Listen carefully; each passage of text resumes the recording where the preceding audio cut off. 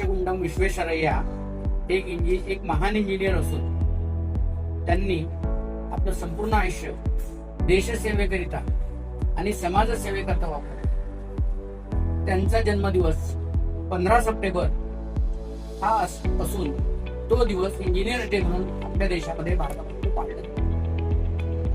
1955 ला त्यांना भारतरत्न हा पुरस्कार देऊन सन्मानित केले गेले.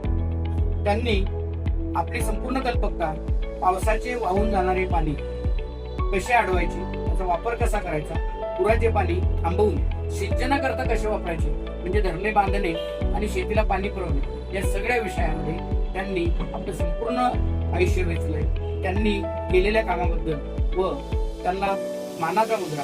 आणि आज इंजिनियर्स म्हणून जी सगळे लोक, सर्व इंजिनियर्स देशाच्या उन्नती करता, राष्ट्राकरिता आणि उभारणी करता जे काम करतात त्या सर्व इंजिनियर्सला माझा सॅल्यूट.